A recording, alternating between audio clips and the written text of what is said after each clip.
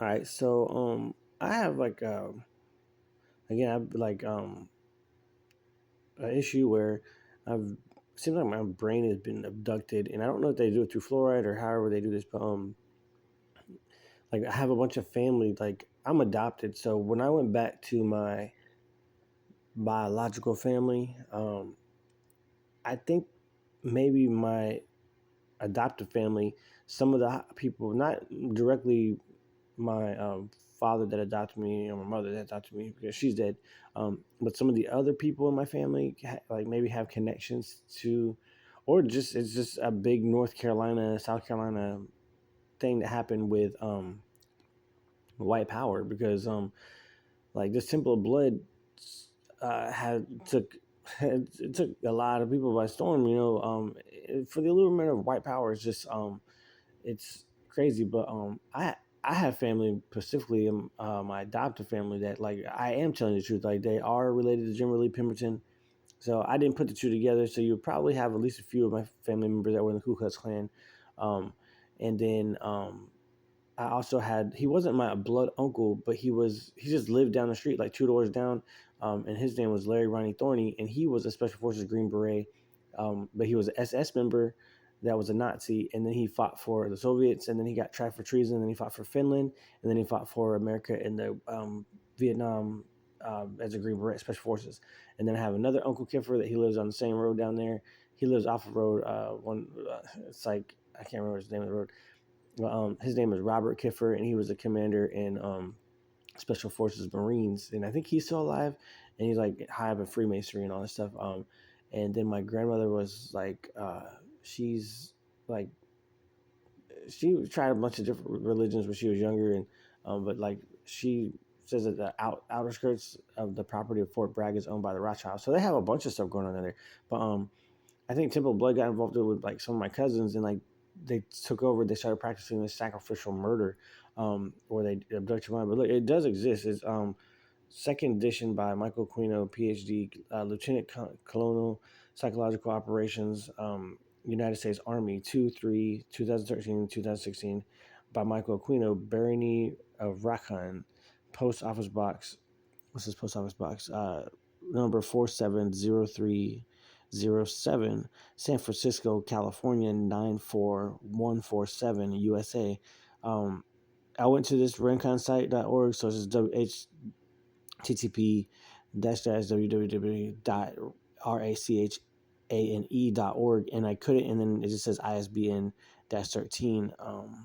But this is an actual company, and I knew this existed with the Temple of Set, and because first Michael Quino made the Church of Satan, and then he made as a front door, and then he made Temple of Set, and then he ran all these psyops wars within the Temple of Set to protect the Church of Satan from communist Marxism. And but this is right here on the PDF, and it just explains a lot about how it goes. But this goes deep inside. But this isn't schizophrenia. So if anybody's good at contacting these people, please do on my behalf. And then just get back with me in the comments, and I'll be more than well. I have to have a setup unless I know you directly. To make sure it's okay. But this is real, and this kind of terrorism is demonic.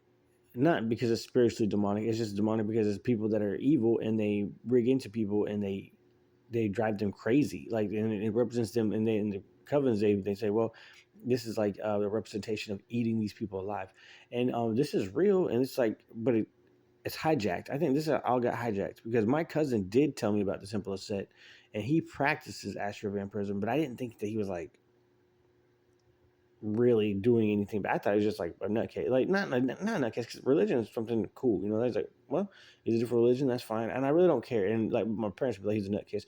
So I guess that kind of stems into like the family.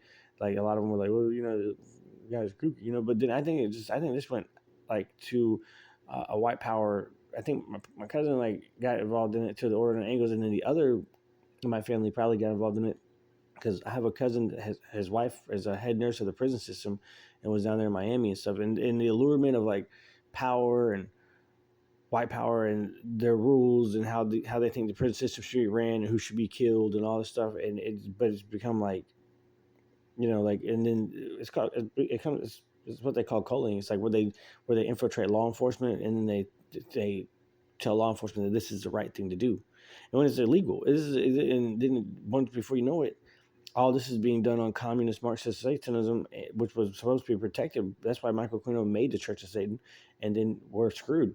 So if anybody's listening, just try to get back with me. If you're having this problem, this is real. This isn't spiritual. The church is trying to take advantage of everybody. Because every time I talk to somebody about it, it seems like they have like agents around me from the LDS, and it's just like, well, it's just you got to believe in Jesus. But you got to leave those things alone, honey. Like those things are demonic. There's nothing good in that kind of group. And it's like, well, if you're hearing transmitting Chile, they're practicing calling on your group too, because they've infiltrated this to just straight madness.